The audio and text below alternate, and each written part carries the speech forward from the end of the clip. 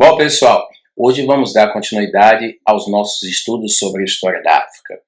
Hoje vamos falar sobre os conflitos mais importantes que aconteceram no continente africano durante a Era do Imperialismo. Vamos nessa?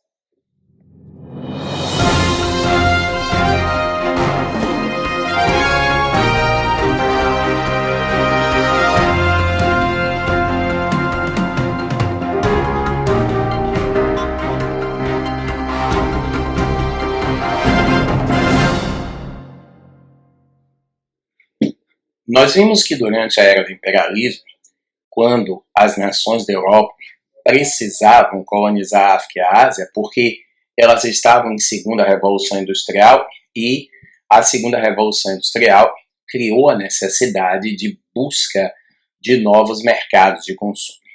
Dessa maneira, foi feita uma reunião, a reunião aconteceu em Berlim. Essa reunião ela é chamada de Conferência de Berlim e a Conferência de Berlim promoveu a partilha da África e da Ásia. Os dois continentes, tanto a África quanto a Ásia, foram partidos entre as potências europeias como se fossem um mapa de quebra-cabeças, como se fosse propriedade delas, nações europeias. E durante essa partilha, em momento algum, as populações que habitavam a África e a Ásia tiveram direito de escolha. Essa partilha ela foi feita para atender aos interesses das grandes potências da Europa. Tá? Tanto que a política imperialista ela também é batizada por nós historiadores com o nome a diplomacia do canhão, porque não houve, por parte das grandes potências da Europa, a preocupação em consultar as nações africanas, asiáticas, em procurar saber quais eram as suas demandas. Não. A partilha foi algo imposto de maneira natural e as potências europeias é que determinavam o que seria e o que não seria feito das áreas partilhadas. Dessa maneira, houve uma arbitrariedade no processo de partilha. Tribos que eram rivais há milênios tiveram que conviver de forma forçada no mesmo espaço geográfico. O colonizador impôs a convivência forçada de tribos que eram rivais há milênios. E olha só, enquanto o colonizador esteve presente, nada aconteceu. Porque enquanto o colonizador esteve presente, o interesse do colonizador era explorar, de modo que o colonizador ele impôs nas regiões dominadas com as mãos de ferro os seus interesses de domínio. Não é? Então, as etnias rivais elas estavam contidas pela força imperialista do colonizador, notadamente nas áreas mais ricas, onde o colonizador pretendia retirar, evidente, riquezas.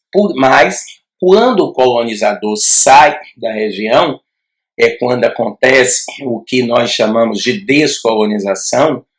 Gente, a descolonização ela foi um absurdo. Os colonizadores europeus, eles simplesmente abandonaram a África e a Ásia, eles largaram de mão, eles saíram de lá e largaram um pau quebrando. Quer dizer, aquelas divergências étnicas que estavam em latência vão explodir.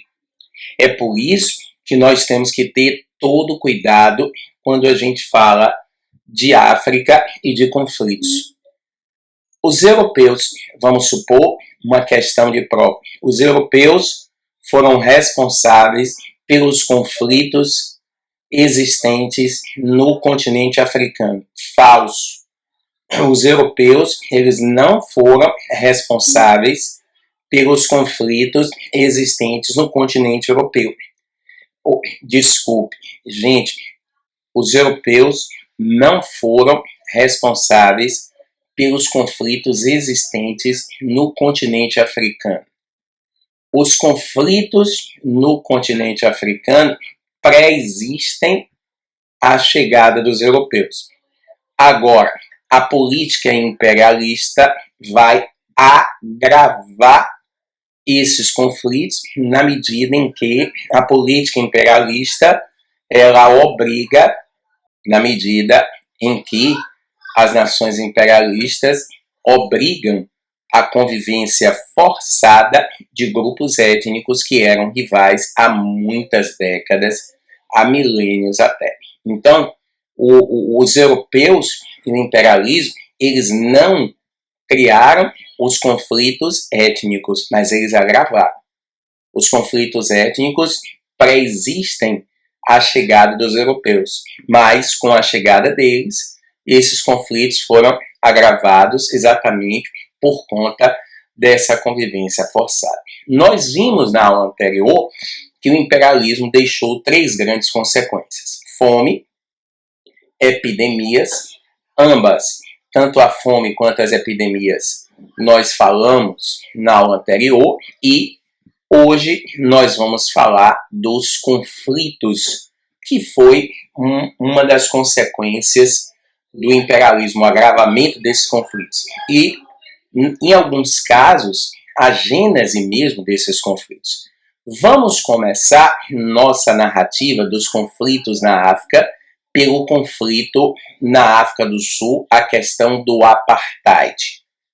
Não é? Então, não existe na história um conflito que seja mais importante do que outro, né? Vamos começar pelo apartheid e nós vamos narrar aqui os conflitos que costumam aparecer normalmente nos exames externos. Não vamos narrar todos, porque, como dissemos na aula anterior, houve momentos das 54 nações da África, 40 estarem ao mesmo tempo em guerra. Então a gente não tem condições de narrar os 40 conflitos, de modo que daremos ênfase àqueles conflitos que aparecem com mais contundência, com mais frequência nos exames externos. E nossa narrativa vai se iniciar pelos conflitos na África do Sul, mais notadamente a questão do apartheid. Vamos juntos.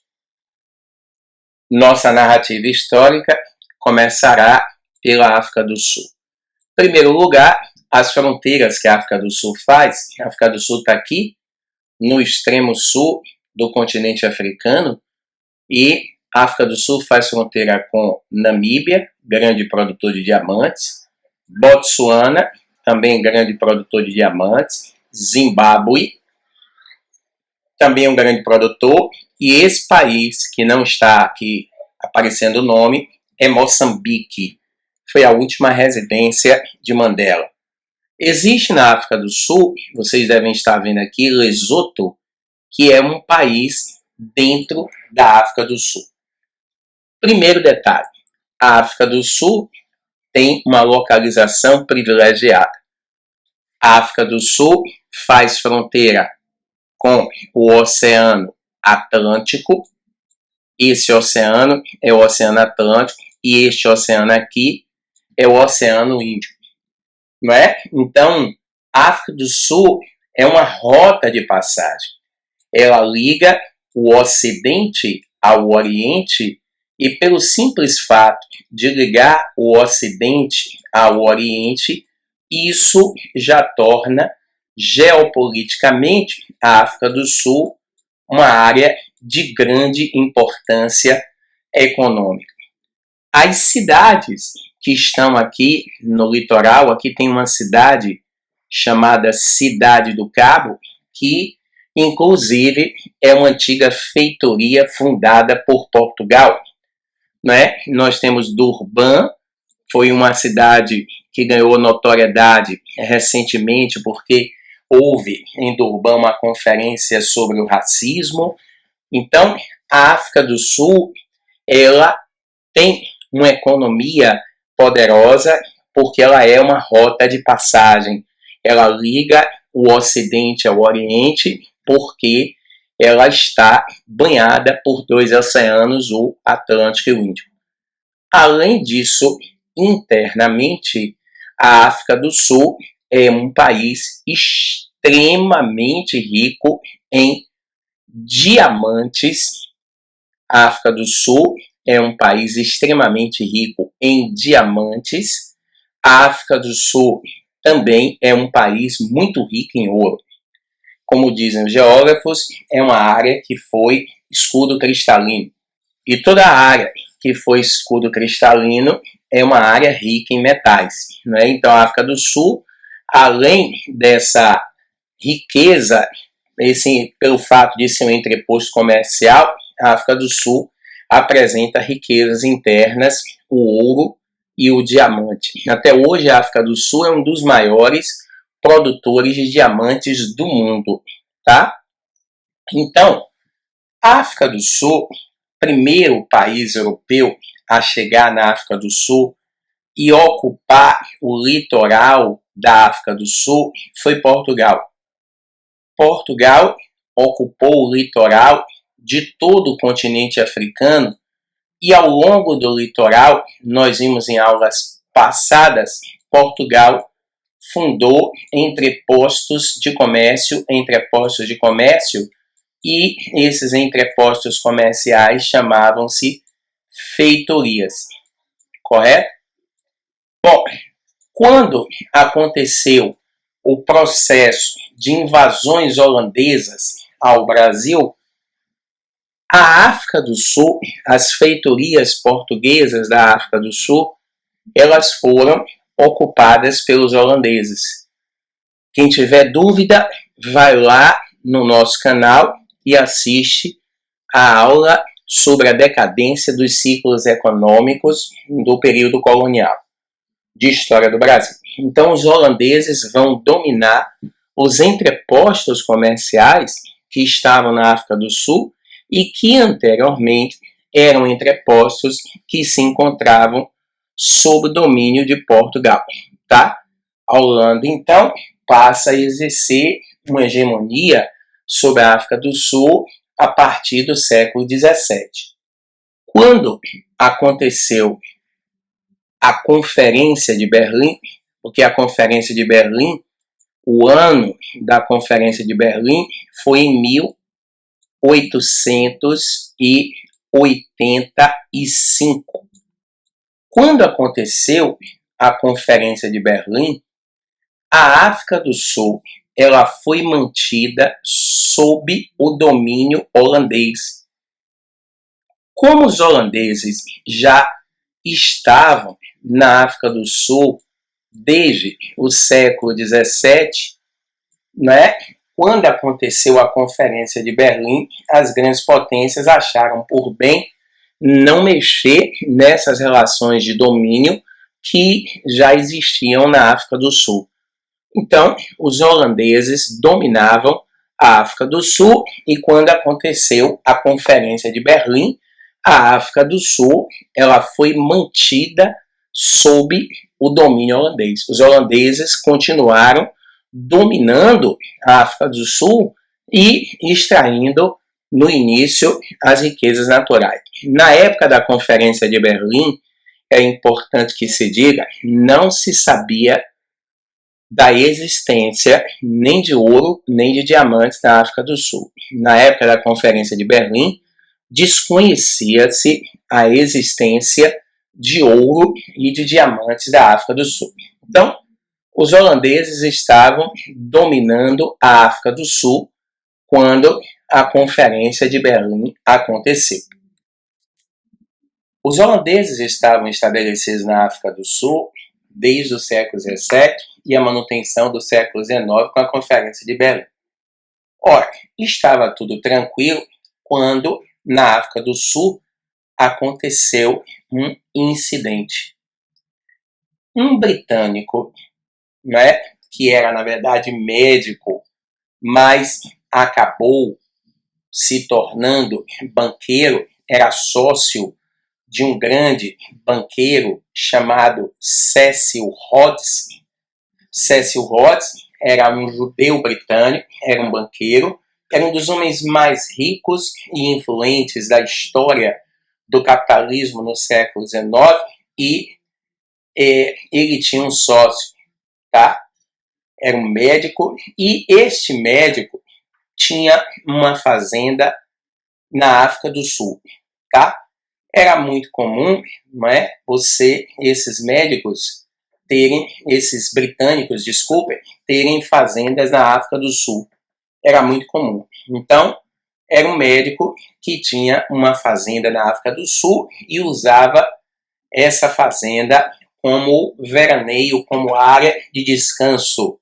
O nome dele era Erasmo Jacobs, Dr. Erasmo Jacobs. Ele tinha uma fazenda enorme na África do Sul, a mulher dele era holandesa, e eles estavam passando as férias na fazenda quando o filho dele, o Erasmo Jacobs Jr., brincando na fazenda, tropeçou num diamante de 24 quilates. Isso é que eu chamo de topada preciosa. Aquelas pancadas que todo mundo já tomou no dedinho e que arranca a unha. Só que essa topada é uma topada preciosa. Ele tropeça nesse diamante de 24 quilates e o pai dele, o Dr. Erasmo Jacobs, não é, descobriu que existia grandes reservas de diamantes em sua fazenda. Porque assim que o filho, não é, acidentou-se, ele foi até o local do acidente, saber o que é que tinha acontecido, fez uma investigação e descobriu grandes reservas de diamantes. O que é que ele fez? Ao descobrir que na sua fazenda havia uma grande quantidade de diamantes, ele viaja para a Inglaterra, tá? Reúne-se com o sócio, Cecil Rhodes, o banqueiro, e o Dr. Erasmo Jacobs e Cecil Rhodes vão utilizar toda a influência econômica que tinha para convencer o parlamento britânico a tomar a África do Sul das mãos dos holandeses.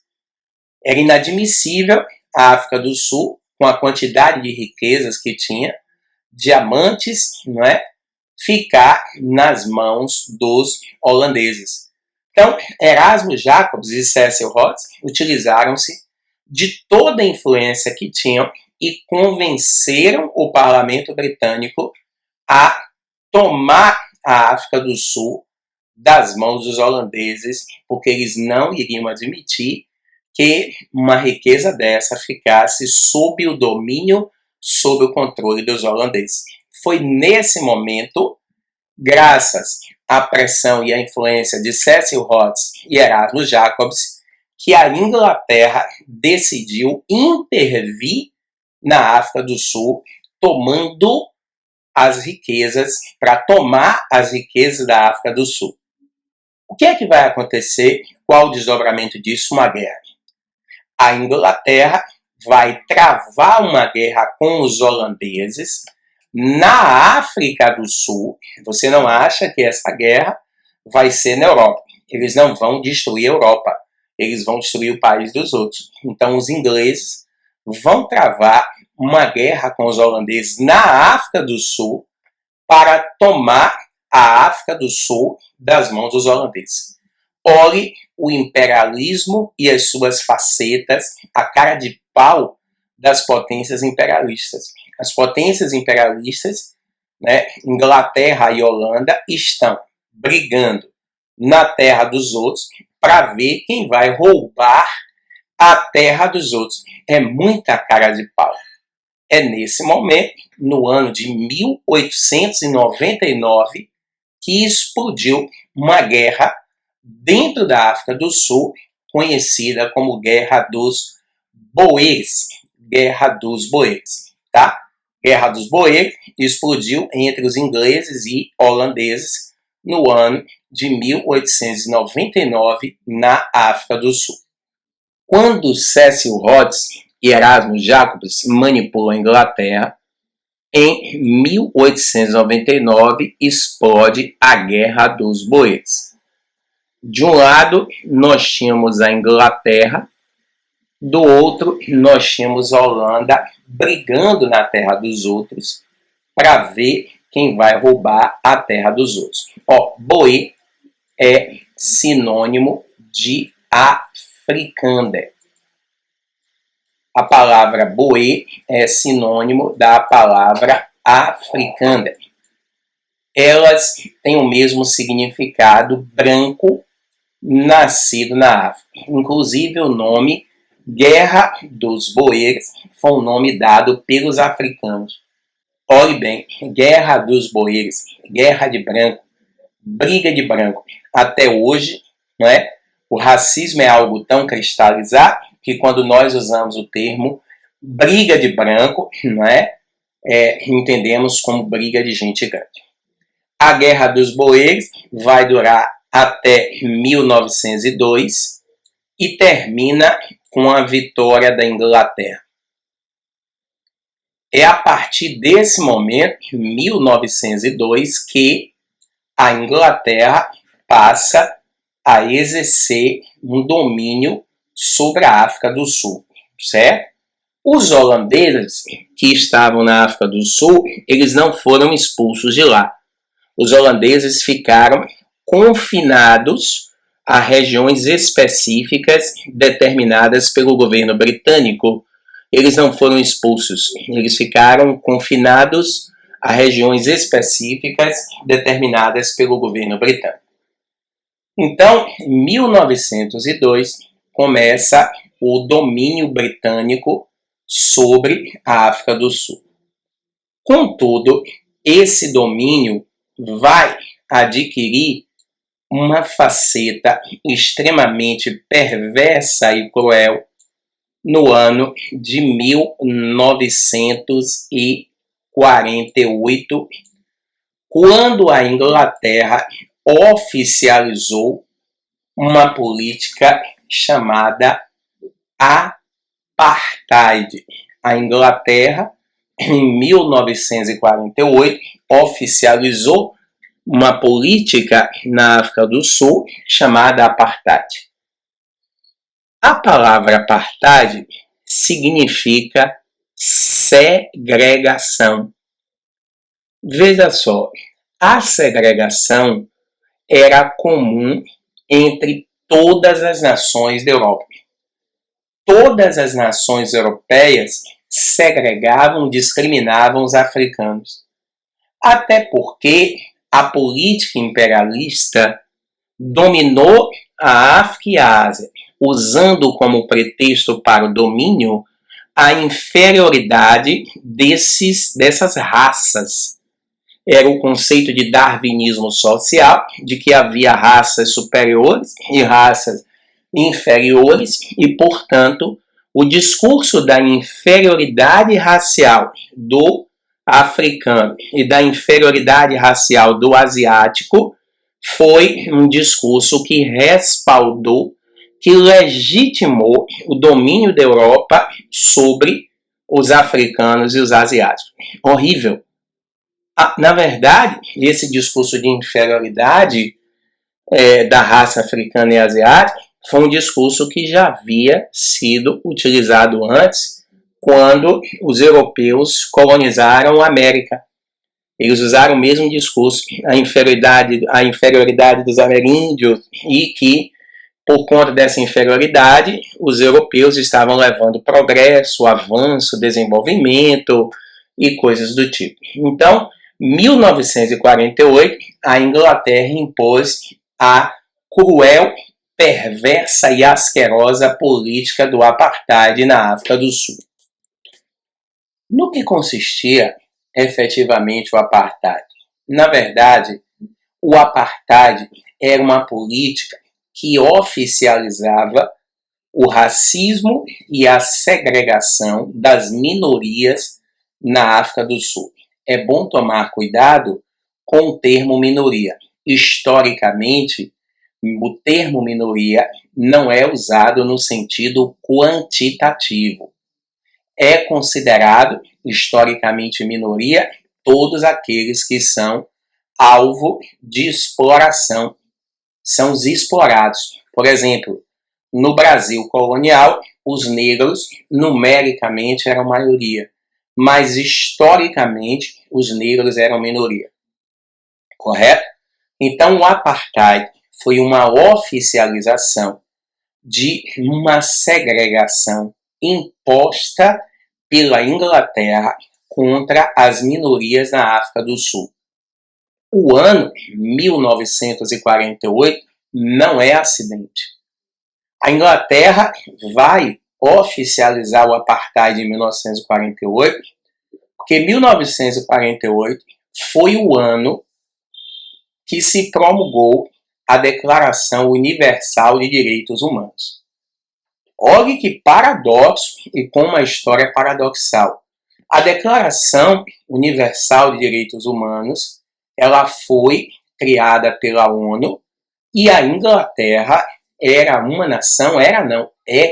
uma nação que não só faz parte da ONU, ela faz parte do Conselho de Segurança da ONU. Então, foi uma das nações idealizadoras da Declaração Universal de Direitos Humanos. Foi uma nação idealizadora da Declaração Universal de Direitos Humanos.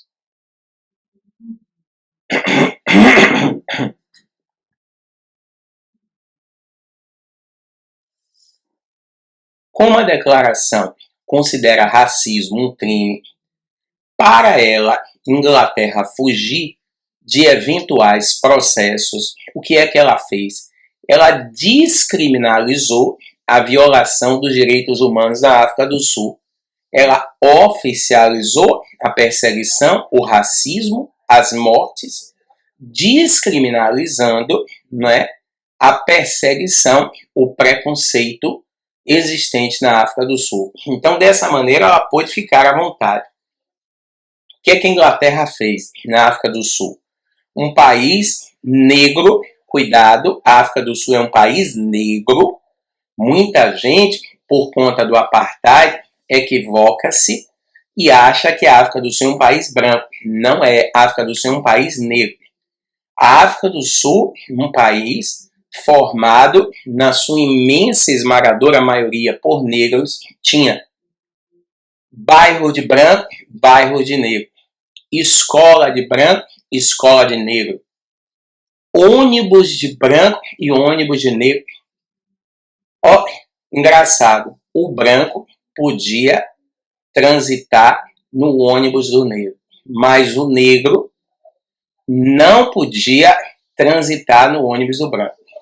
Inclusive, se um branco entrasse no ônibus de um negro e não tivesse lugar para ele se sentar, o negro tinha que se levantar para ceder lugar ao branco, como demonstração de inferioridade dele, negro, com relação ao branco. Imagine que absurdo. Esse negócio do ônibus me reporta instantaneamente a um episódio muito importante na história dos Estados Unidos. Que os Estados Unidos, até pouco tempo, até a década de 60, quando Kennedy começou a lutar contra essas leis de segregação, os Estados Unidos tinham severas leis de segregação. E foi um episódio de um ônibus que desencadeou as lutas contra a segregação nos Estados Unidos. Estava a bordo de um ônibus uma professora chamada Rosa Parks. Rosa Parks. E Rosa Parks estava no ônibus de negro, ou na parte do ônibus reservada para os homens de cor, como eles chamavam. Entrou no ônibus um branco, tá? E, como não havia lugar para ele se sentar, ele foi até o local aonde a professora Rosa Parks se encontrava e mandou ela se levantar, porque ele queria se sentar. Rosa Parks resistiu, ela não quis se levantar e o ônibus foi parar na delegacia com Rosa Parks presa. Ela foi presa porque ela infringiu a lei, ela teria realmente que se levantar. Quando Rosa Parks foi presa, o movimento negro nos Estados Unidos se sublevou. O movimento negro achou um absurdo prenderem a professora única e exclusivamente porque ela não quis se levantar. Então Rosa Parks, ela acendeu a fagulha que desencadearia a resistência do movimento negro contra esse apartheid dentro dos Estados Unidos.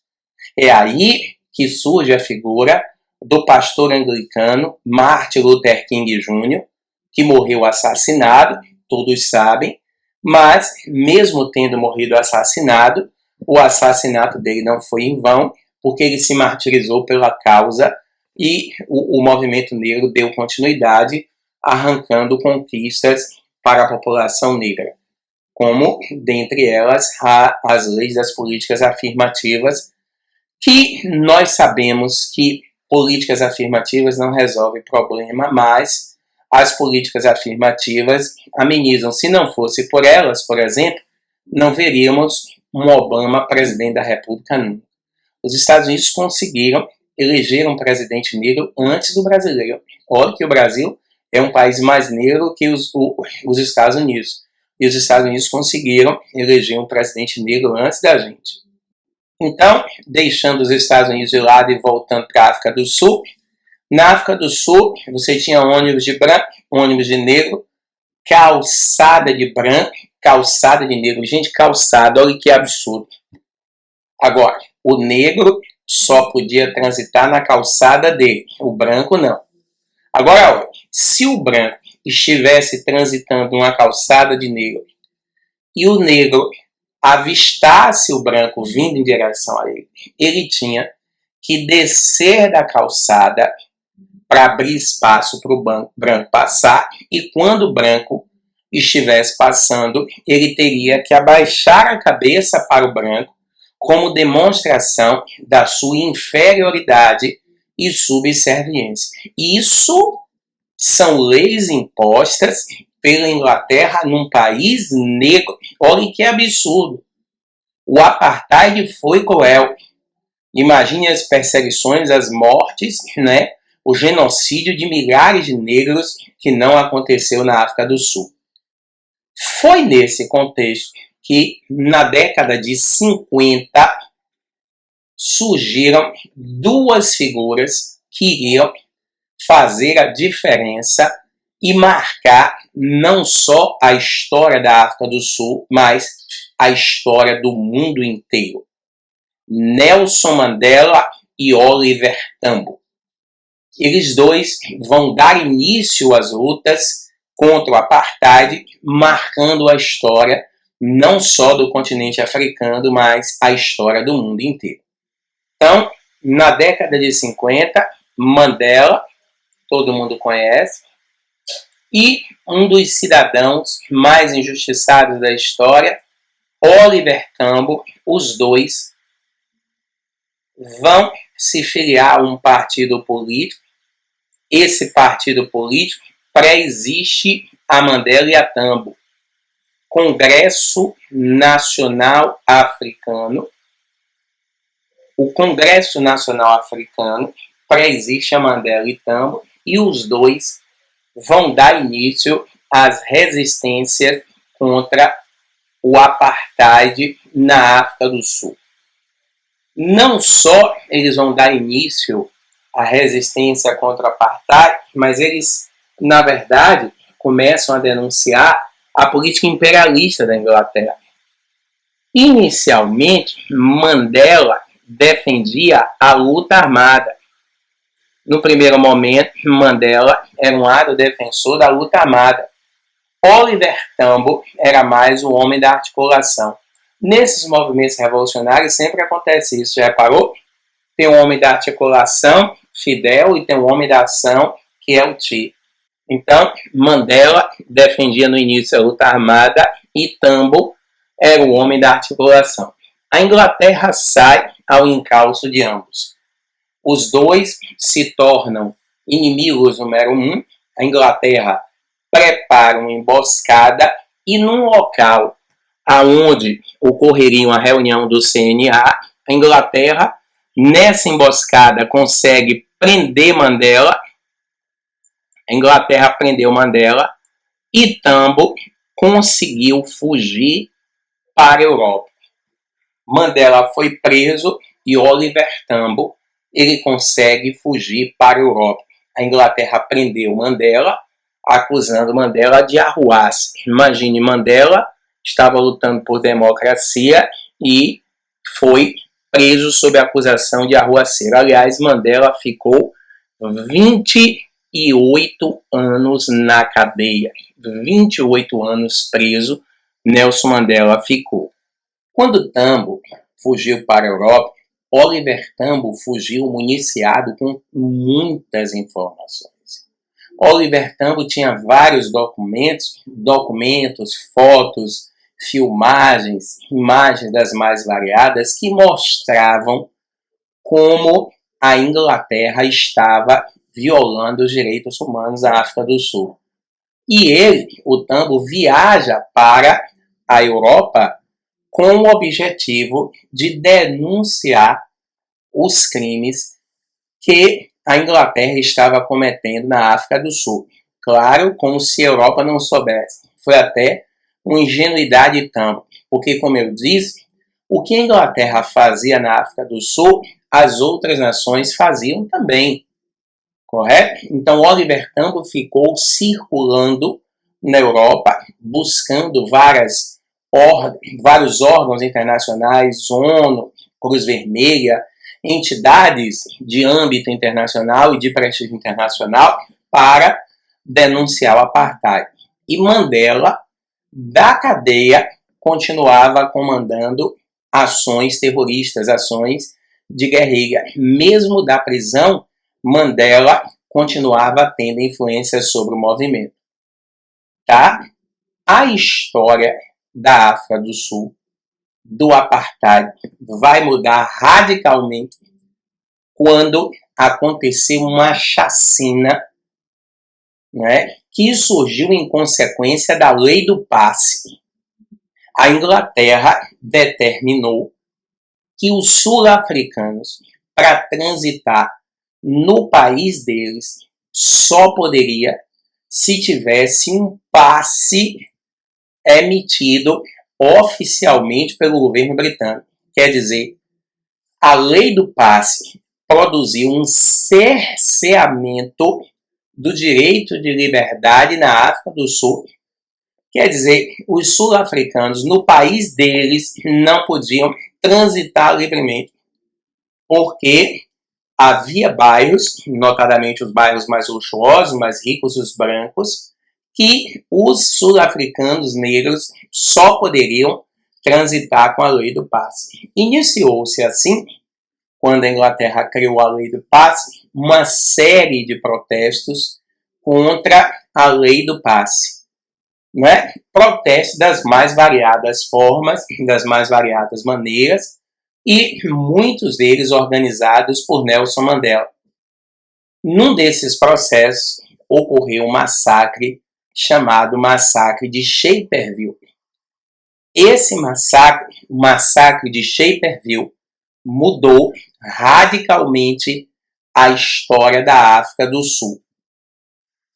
Vários sul-africanos, quando a Inglaterra impôs a lei do passe, começaram a protestar contra a livre circulação. Eles não poderiam circular livremente no país deles.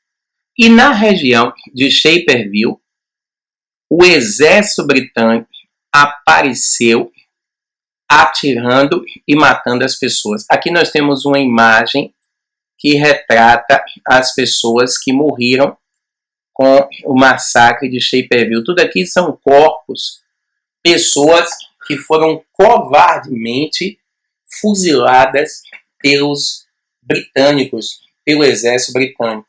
O massacre de Shaperville é uma das maiores covardias da história da humanidade.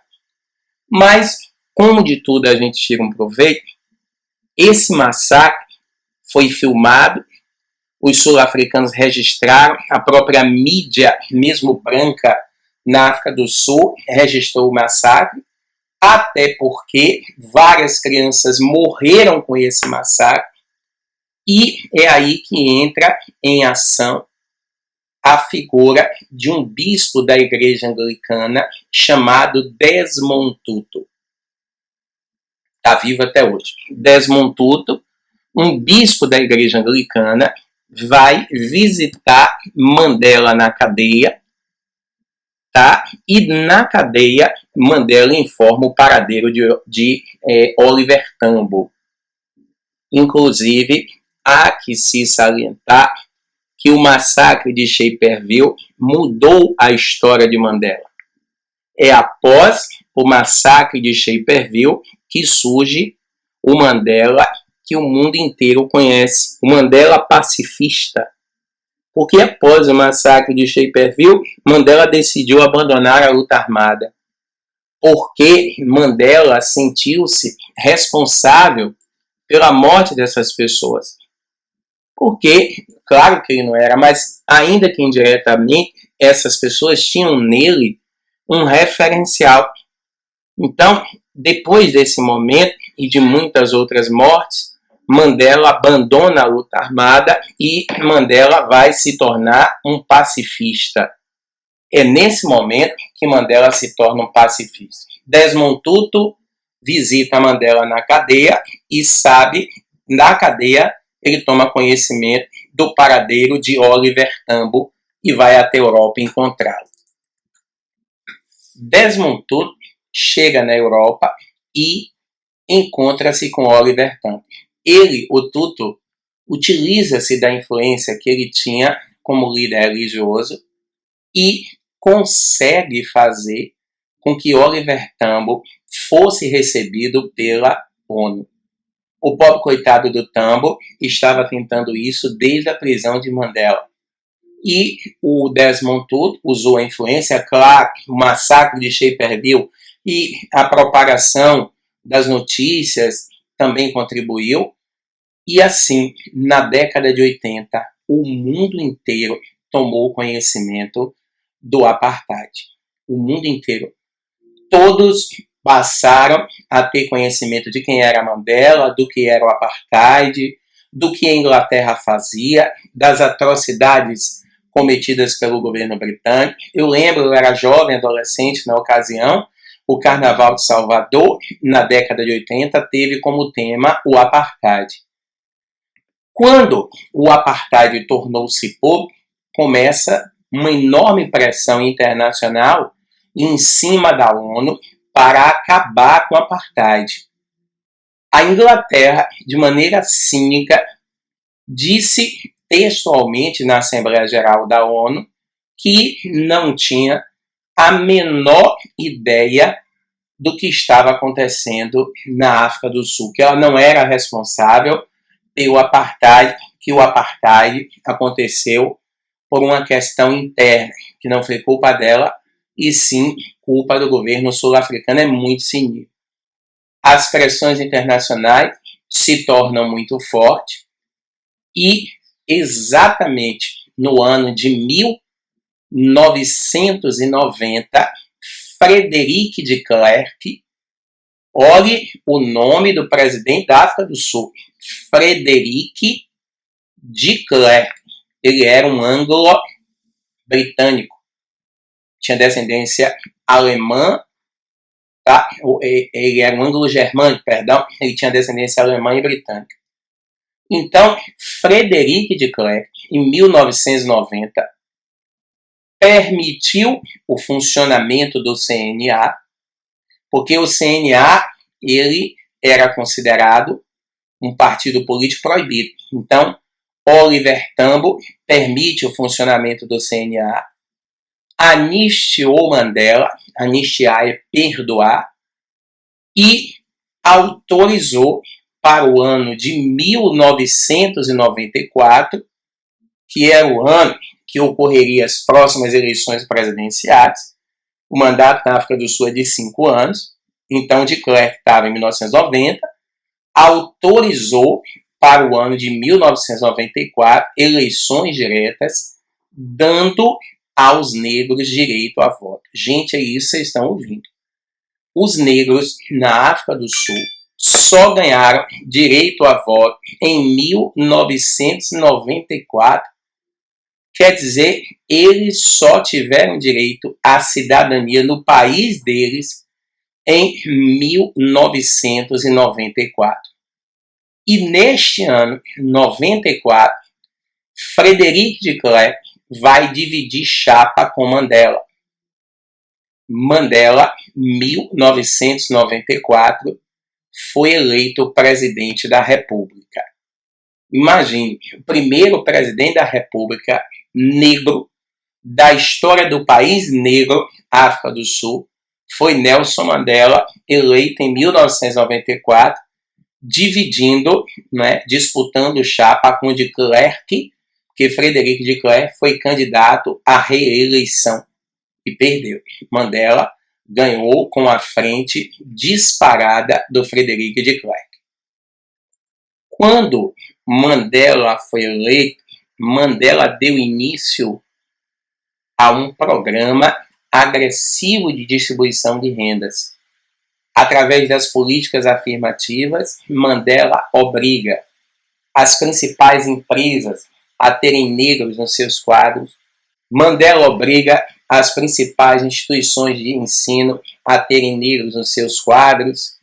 Enfim, Mandela governou a África do Sul de 1994 até 1999.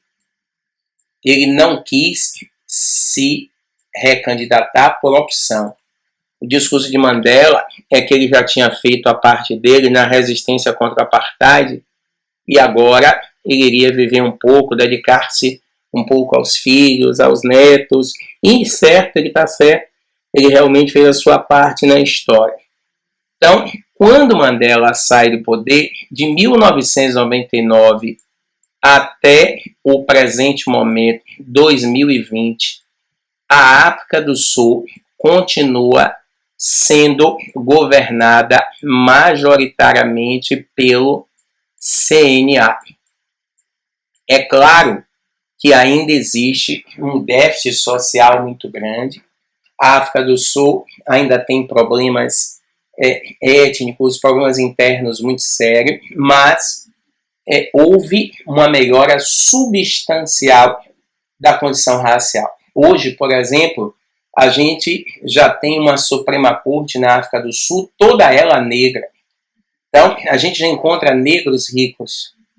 A África do Sul hoje é considerado um país emergente, não é desenvolvido, é um país emergente que faz parte, junto com o Brasil, Rússia, Índia e China, do BRICS. A África do Sul entrou para o BRIC, em 2011, e o BRIC então passou a se chamar BRICS. É um país que tem uma predisposição, olha que absurdo, a África do Sul viveu o apartheid, a segregação até 94, e a África do Sul tem uma predisposição para o desenvolvimento melhor do que o Brasil. Por quê? Porque o programa de distribuição de rendas da África do Sul é agressivo. O período em que o Brasil socialmente esteve melhor que a África do Sul foi o período do governo Lula. Não é? Mas a gente está vendo aí que os indicadores sociais do Brasil têm piorado substancialmente e a África do Sul continua sendo governado pelo CNA. O presidente não precisa ficar fazendo conchavos políticos e, claro, ainda há muito por ser feito, mas a situação da África do Sul é muito, muito melhor do que a que era antes. É hoje o mais rico país do continente africano. A África do Sul sozinha é responsável por 50% do PIB, ou seja, da geração de riquezas de todo o continente africano junto. Assim, galerinha, a gente concluiu um dos conflitos do continente africano, que foi o conflito da África do Sul e o apartheid. Mas esse é apenas um dos vários conflitos que nós vamos narrar. Na próxima aula, nós vamos narrar os conflitos de duas ex-colônias portuguesas, Angola e Moçambique. Para você ter acesso em tempo real a continuidade dessa aula, inscreva-se no canal e ative o sininho, ative as notificações para você ser informado em tempo real, não só da continuidade dessa aula, mas de todas as outras que posteriormente postarmos aqui, tá bom? Um abraço a todos e qualquer dúvida é só colocar aí nos comentários que a gente responde para vocês, tá bom? Até a próxima então, pessoal.